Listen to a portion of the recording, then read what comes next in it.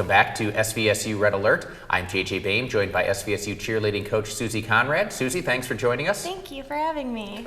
And first of all, we'll talk about you returning to SVSU in the coaching position, Yes. but I have to tell you, at the football games this year, I've gotten lots of comments because in the game program, you list the cheerleaders by position, and people keep saying to me, I didn't know cheerleaders had positions. There are positions, and I mean, it's tough to kind of transition between one and the other.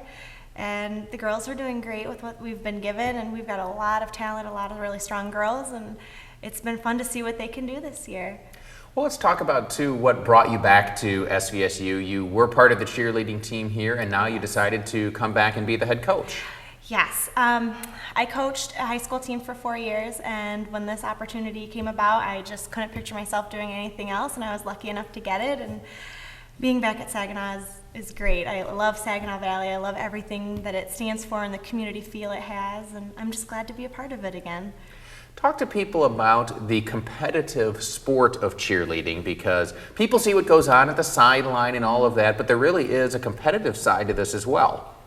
Well, cheerleading has transitioned very much from a sideline show to a competition between teams, very strongly stunting and tumbling based, and it's taken a whole lot more strength and endurance and stamina, and the girls are really challenged these days. The things that they are doing now, they weren't doing 10 years ago. Nobody even thought of doing 10 years ago. So it's been really neat to see how different cheerleading has become in the past couple of years, and competitions are a big part of that now. And I know that you get a chance to qualify to go down to Florida to compete against all the teams around the country. So, and I know it's kind of an interesting mix between what you're working on in your routines for football and basketball games and what you're working on that you don't really get to show except at competition. Right. The big stunts we don't really get to do without mats, so it's exciting for everybody because they can do that. This is so exciting. It's a bigger show, and it's a completely different atmosphere, and I'm very excited to be a part of it this year. I know you're looking forward to that, but what also goes into developing the routines that people do see at a football or basketball game, for example? Well, our biggest component is getting the crowd involved. Anything we can do to get a little SB out of our crowd, we're happy to do. And especially during football season, that's kind of what our focus is, just make sure the crowd gets involved. And this year we've been really lucky. The crowd's stuck around and been very involved in the games, and got to credit the football team partially for that. So. But I know it really is trying to get people involved and get their spirit Definitely. up and all of those kinds of things. And you put in just as much work, and your student athletes put in just as much work for cheerleading as anybody does in any other sport. Oh, definitely.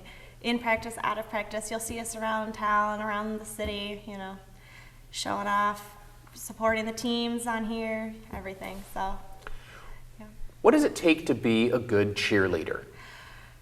Oh, lots of things, but most of all, just a passion for the sport. And, you have to be willing to be better, and you have to, be one with the team and be whoever you're cheering on, be their biggest fan.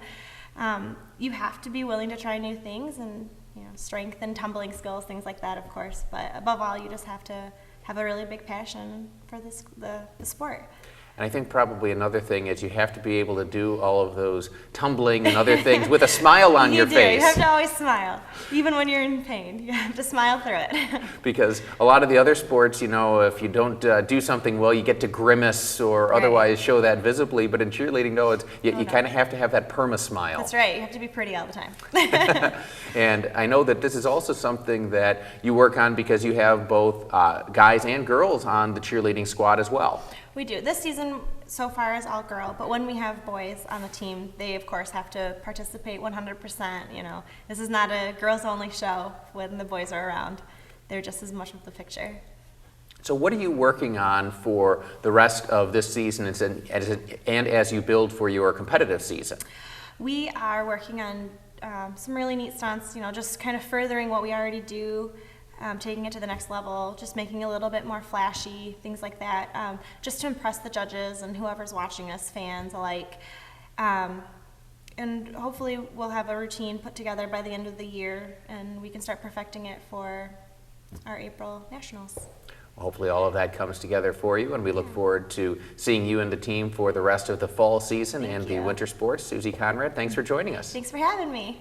And when we come back, we'll be rejoined by SVSU head football coach Jim Collins. That's next on SVSU Red Alert.